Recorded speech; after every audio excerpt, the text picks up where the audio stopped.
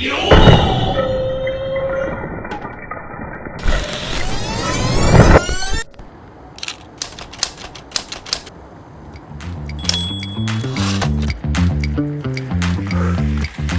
otsin täna vastust kahele küsimusele.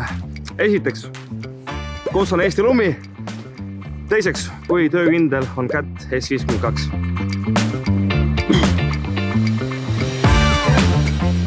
Selleks on meil 3 testi: kriimustamine, uputamine, kukutamine. Kui ta nendest 3 testist jagu saab, siis vaatame, kuidas ta saab hakkama tõelise külmaga. Esimeses testis me proovime simuleerida olukorda, kus siis telefon on kaua aega koos samas taskus kas võtmetega või kui telefon on näiteks käekotis pikka aega. Ja selleks me võtame ühe karbi, me võtame võtmed ja me laseme nad hakkuma.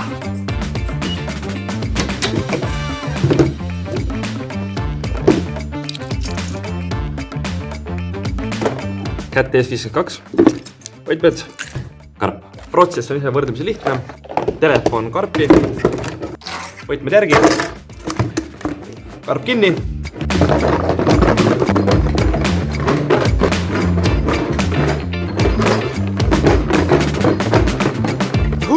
Ütleme nii, päris hull. Telefon pidas testile hästi vastu. Esiekraanil on natukene kriimustusi, aga ütleme, et need on võrdlemisi minimaalsed. Ja telefoni raam ise üksikud kriimud on, aga ma ütleks, et mitte midagi liiga hullu. Arvestades seda, kui hullusti ma praegu sellega müttasin, siis ütleks, et esimene test läbitud.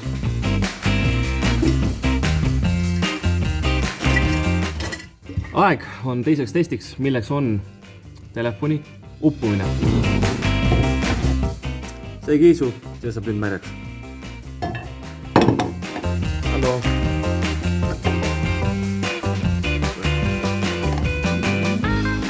Senikaua, kui meie sõber siin võtab vanni, siis on paslik moment rääkida, mis see telefon õigupoolest on.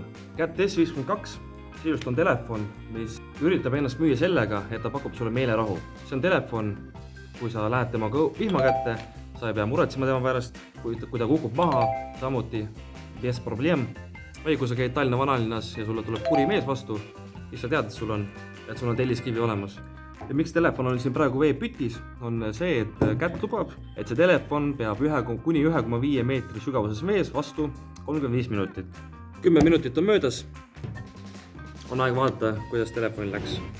Telefon elas selle testi kenasti üle, kõlari heli on praegu äärmiselt summutatud, aga see tegelikult juhtub iga telefoniga, mis on pikemat aega vee all. 10 minutit väikeses purgis, korras.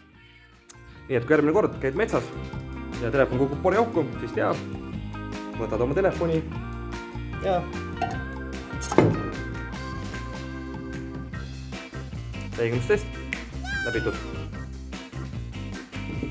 Või siis mitte nii kiiresti. Pärast seda, kui ma nüüd viimane kord panin telefoni uuesti vette, siis ta siin vaikselt on, aga häält temast enam ei tule. Seega, üks katse veel ees, asjalood on juba natukene 50-60. Ja nüüd kõige tõsisem test, kuidas peab Cat S52 vastu kukkumise kivile. Cat ise ütleb, et see telefon, see on military grade toughness, mis siis tähendab, et ta peab vastu kukkumise kuni 1,5 meetri kõrguselt, ehk siis rinna kõrguselt, nagu Cat lubas, ja otse maha. Tuleb välja, et see test on telefoni jaoks tegelikult kõige lihtsam. Ekraan peab vastu väga hästi, korpuse küljed natukene hakkavad näitama väsimusvärke, aga võttes kõik arvesse, siis see test läbitud. Ütleme nii, et Cat S52 on seni oma tööga saanud väga hästi hakkama. Okei, hästi. See tähendab ainult üht, test number 4. Nagu lubatud, test number 4 on meil külmatest. Kuna Eestis praegu talv on nagu on, siis selleks saada külma pole sul vaja teha muud kui ühte autot.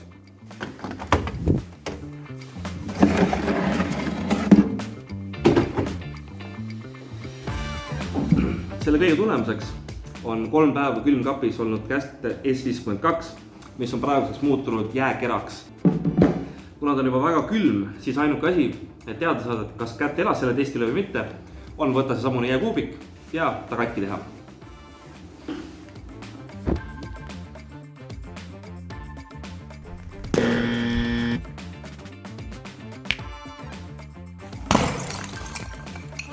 Nii.